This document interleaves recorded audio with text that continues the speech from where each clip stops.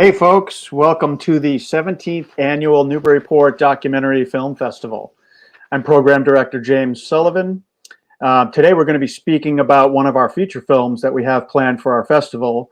The festival itself will run from September 17th through the 19th, and then in a virtual streaming setting for those who can't make it or would prefer not to be in a theater for the following week through the 26th of September.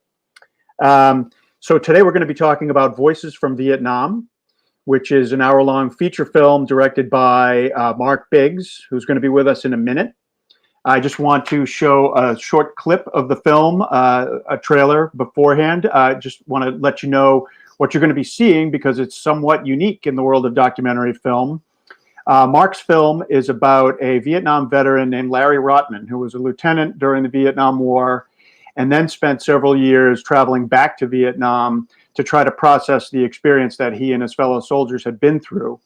And what he's created is totally unique. Mark and I were just talking about this. It's not a straight up documentary about Vietnam, but rather it's Larry's spoken word performance with musical accompaniment on a stage setting in terms of trying to find a way to process what he experienced in Vietnam. So it's a really interesting and cool way to process the ideas of Vietnam that we've all seen so much footage about over the years. Let's take a look at the trailer.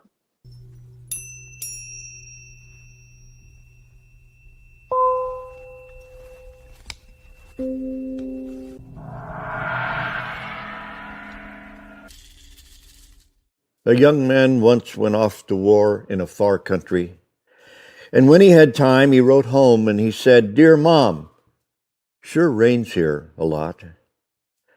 But his mother, reading between the lines, as mothers always do, wrote back, "We're quite concerned, son. Tell us what it's like." And the young man responded, "Oh, wow, Mom, you ought to see the funny monkeys." To which the mother replied, "Don't hold back.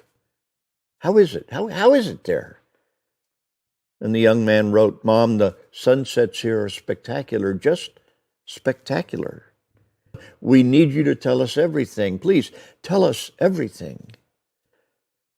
So the next time he wrote, the young man said, "Dear Mom, today I killed a man. Yesterday we dropped napalm on women and children." And the father wrote right back, "Son, do not write such depressing letters. You're upsetting your mother." Welcome, Mark Biggs, the director of Voices from Vietnam. Hello, everybody. That is such a powerful moment, but this film packs a lot of power into its relatively short duration, right? Why don't we start by, why don't you explain first, if you can, Mark, about how you know Larry, how you met him, and how this film came about? Well, I actually met Larry and Ray both back in 1986 when I went to work at Missouri State University here in Springfield, Missouri.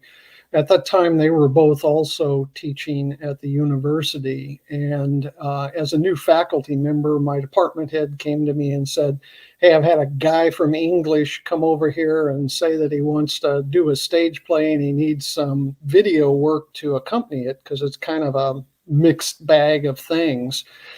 And I was young enough that I said, "Absolutely, love to do that." And that started really a 40-year relationship that I've had with Larry and with Ray. So my initial experience with Larry was working on this very same concept. It was called Voices from Vietnam. Even back then, it was a huge stage production with about 15 cast members, people coming out of stage pits and a multimedia video display, live music, the full 9 yards. He's performed it, I think, somewhere in the range of 150 times over all these years. And every time it gets more and more concise, more and more precise about what the story really is centered on. His experiences during the war, his experiences coming back to the U.S. after the war, and then a series of 19-20 trips back to Indochina over the subsequent 20 years, trying to figure out what all of this meant to him, and just as importantly, what it meant to others, his fellow veterans, but also the people of Vietnam, who very, very often are completely absent from documentaries on Vietnam. We just don't hear the Vietnamese voice. We may hear the military voice, but we don't hear the people's voice. And so this becomes a kind of a poetic journey with live musical accompaniment through that 30-year process of going to war and then trying to make sense and reconcile himself with that experience. Well, at what point did you and Larry, or Larry himself, decide that this was going to be whittled down to essentially a one-man performance with music, rather than the huge cast and musical, all the other accompaniment that he had originally? I think over time it began to register with Larry that this really was, initially there were all kinds of readers reading all kinds of parts and jumping in and shared voices, which is a great concept, but from the point of view of the essence of the story, it's one soldier's journey. And that is maybe best expressed by the singular voice of that soldier, and his experiences both during the war and after the war, and all of his travels, speaking for the people that he met along the way, and the kind of the reconciliation process that he went through. So there was also, of course, the practical consideration that you just can't take a cast of 15 people without a budget to 150 performances over a 30-year period. It just doesn't work. So the only constants really have been Ray and I, who have been kind of a part of that process. Ray Castry, who is the musician, by the way, is just as important to this whole story as any other elements involved in the making of the film. His musical accompaniment, like Larry's poetry, has become more and more distilled, more and more the emotional undertone of the whole performance, and really is a co-equal voice with the stories that are being told by Larry, who's delivering them. Did Ray happen to also serve in Vietnam? No, neither Ray nor I are veterans, though I've been back with Larry to make two other documentaries about Vietnam over the years. Ray went on the first trip in 1989. And then hasn't been back since, but we have maintained a really interesting and close relationship that includes a lot of fishing trips along the way, as well as these performances and documentary work. Right. So as I mentioned, the work that you've created on film with Larry's stage performance is unique. It's not a typical documentary structured film, right? No, it is not. And as I said to you earlier, it gave us a little bit of pause. We realized that we were creating something that was neither fish nor fowl, that was going to be hard for some audiences to sort of understand what it was that they were looking at. But I think ultimately what we decided was, let's just tell the story and let everybody else sort it out for themselves, and hope that in the telling of this very personal journey, people begins to see and understand things about themselves and their culture and that war and all wars, frankly. Well, what I really appreciate about it, and I think the rest of us who watched the film when you submitted it appreciate, is that it is very much a different look at the Vietnam War than we see in typical documentary footage or documentaries that have been made, and there have been so many about the Vietnam experience, right? I mean, it's definitely about emotions and about processing the event after the fact. Right. And so I really appreciated that about it. It's a different take on a subject that we've all sort of spent decades processing. Yeah, I sort of see it as recollection as a part of the process of reconciliation, which so many veterans have had to go through, and so many have had to go through silently, it's a very difficult topic for any soldier, I think, to talk about their combat experiences and what happened to them and how that's completely affected their life after that.